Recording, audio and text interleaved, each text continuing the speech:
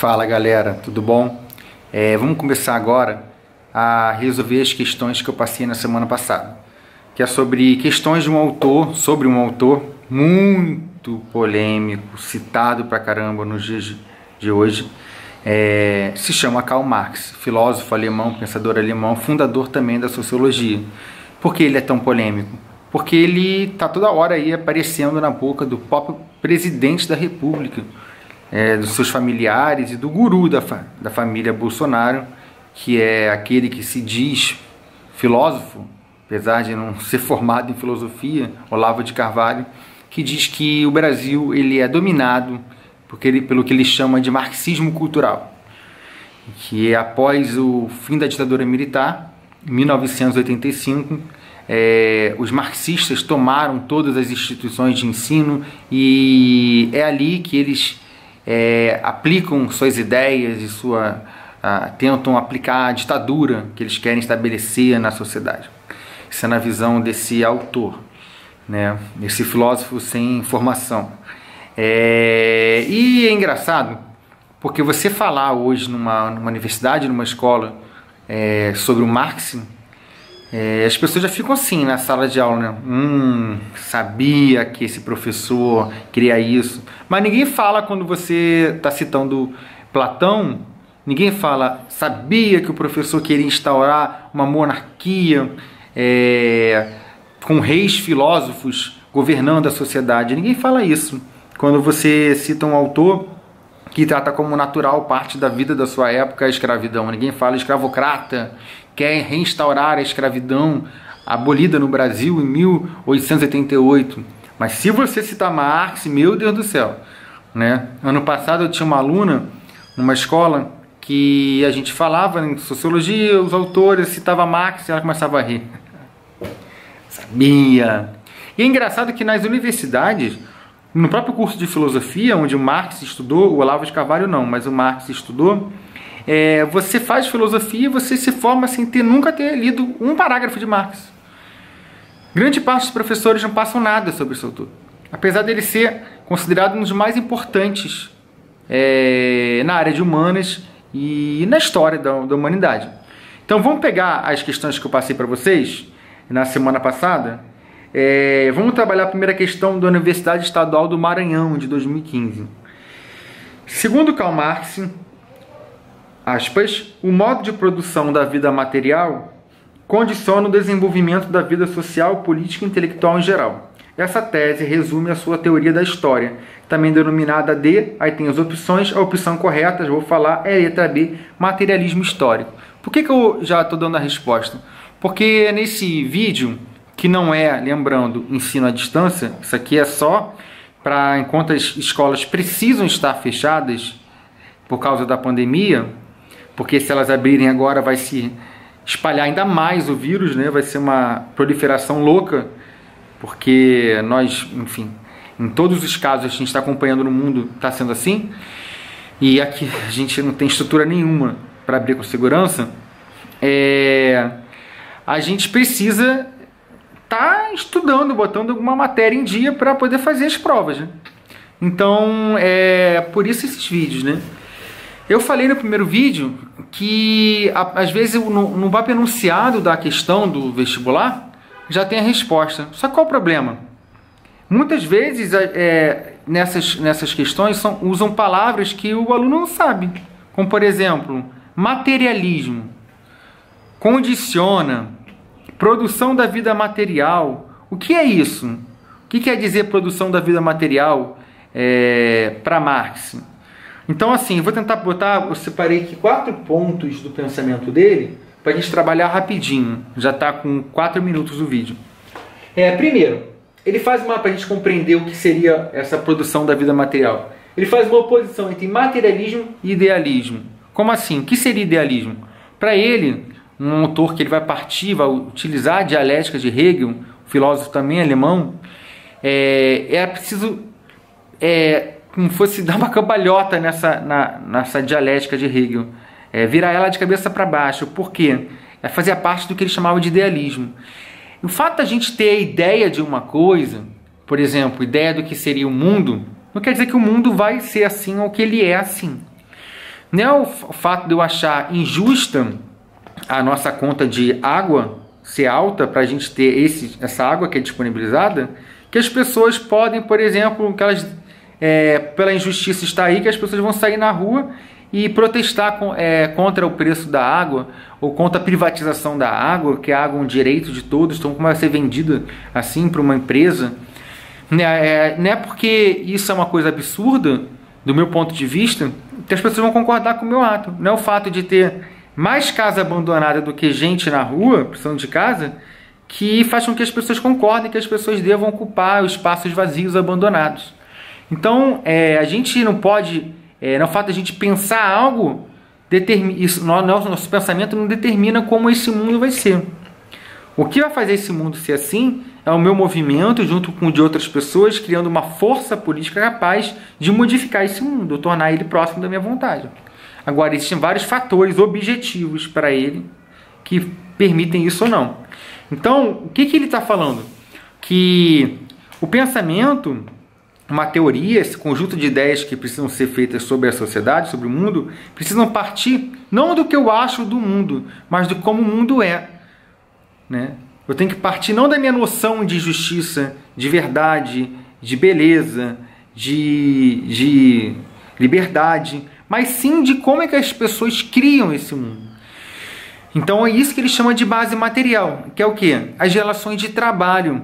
Porque antes da gente ter uma noção de liberdade, beleza, justiça, como está falando, a gente precisa o quê ter? A gente só pode ter essas noções se a gente estiver vivo. Para você estar vivo, você precisa o quê? Comer. Você precisa estar agasalhado no frio. Você precisa estar protegido, ter uma casa, um lugar para se proteger da chuva. Senão você morre.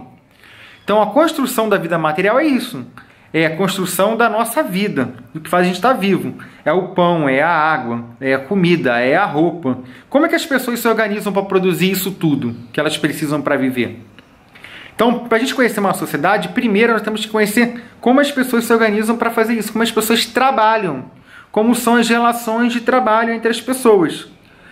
E a partir de como as pessoas trabalham, elas criam, a partir dessa base material, as pessoas começam a produzir noções, valores, ideias, pensamentos, etc.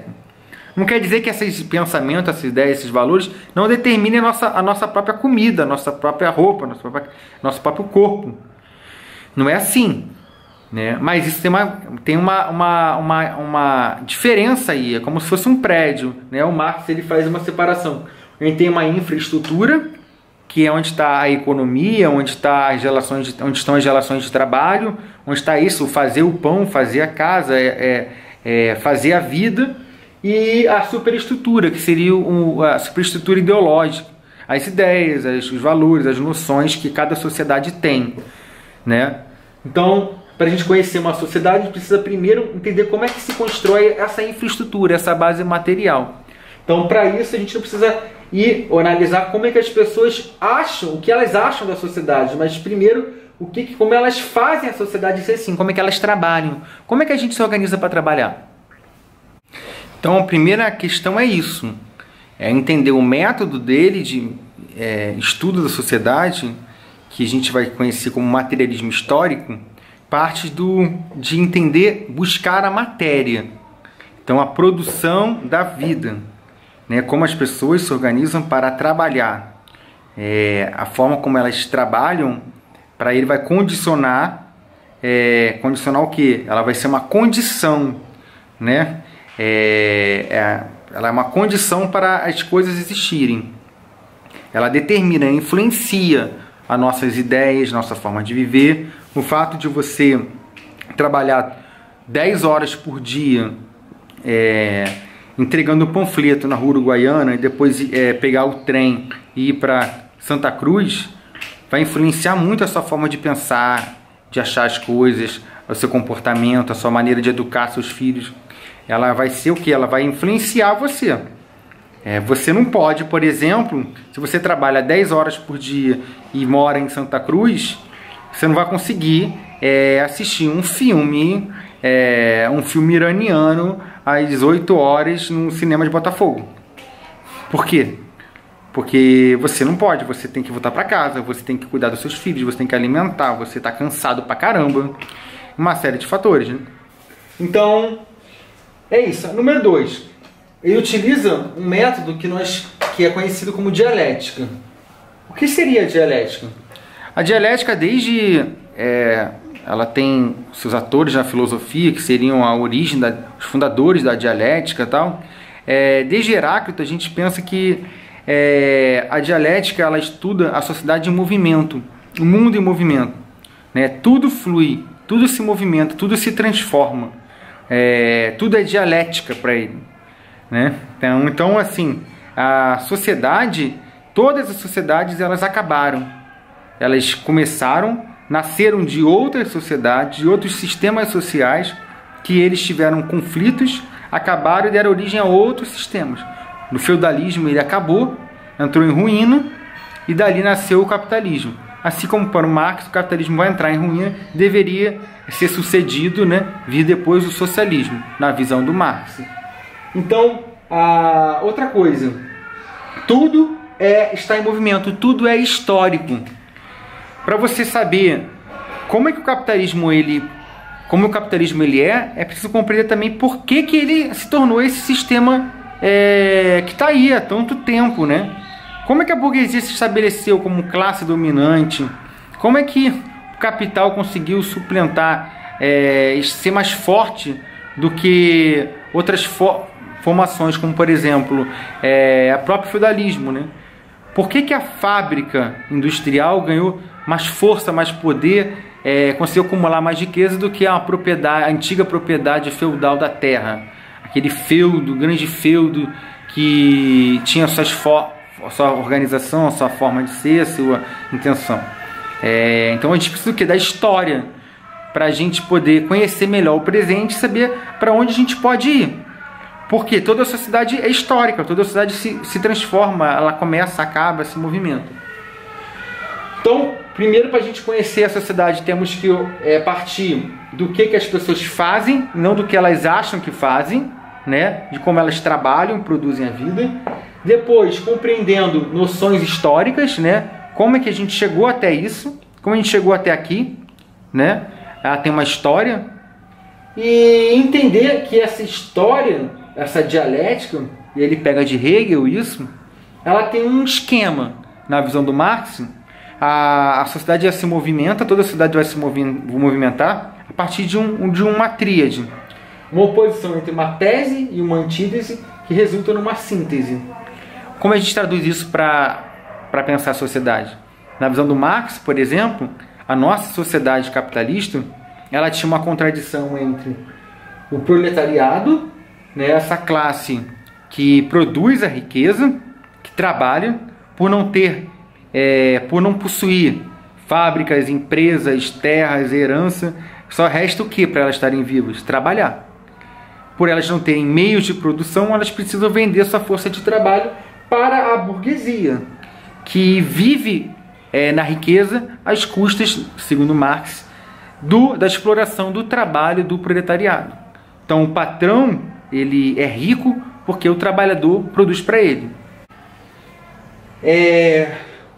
O capitalismo divide a sociedade em classes sociais antagônicas. A nossa sociedade, ao contrário do que pensava o Durkheim, que a gente viu, ela não é baseada na harmonia. O que marca a sociedade capitalista não é a igualdade, a harmonia entre as pessoas. Não, porque a nossa divisão social do trabalho, como a gente se organiza para trabalhar, como ela se organiza para trabalhar, os filhos chegaram, ele é baseado num conflito. Por quê? Há uma coisa errada aí. A maioria das pessoas produzem riqueza, só que essa riqueza não retorna para elas, ela fica na mão de uma pequena parcela da população, que é a burguesia. Né? É esquisito, porque o operário, ele constrói a escola, ele vai lá, ele bota o tijolo sobre tijolo, o cimento, a massa, ele faz tudo, mas o seu filho não pode estudar nessa escola particular, porque não lhe pertence, porque ele não tem dinheiro para pagar, porque o dinheiro ficou na mão de quem? Da classe dominante. Então essa sociedade, ela tem um conflito, né? O que quer dizer antagônicas? Interesses inconciliáveis. né? O que o trabalhador quer não é o que o patrão quer. O patrão quer o quê? Aumentar o seu lucro, a sua riqueza. O que o trabalhador quer? Aumentar o seu salário, ter melhor condição de trabalho. Só que para ele ter um salário maior, o patrão não vai querer, ele vai ter que diminuir o seu lucro. Então essa é a número 2, né? Uma questão da Unicentro. De acordo com as análises de Karl Marx, a divisão social do trabalho revela duas classes que se contrapõem. Na produção capitalista, as duas classes antagônicas são as indicadas em letra A, senhor e escravo, clero e burguesia, servos e senhores, nobreza e burguesia, letra E, burguesia e proletariado. Burguesia por quê? São os proprietários dos meios de produção, e o proletariado, aqueles que não serem donos dos meios de produção, eles precisam vender sua força de trabalho, que ela é explorada pela burguesia. Então, são essas primeiras duas questões que a gente vai trabalhar. Aí, depois a gente vê um outro vídeo, tá?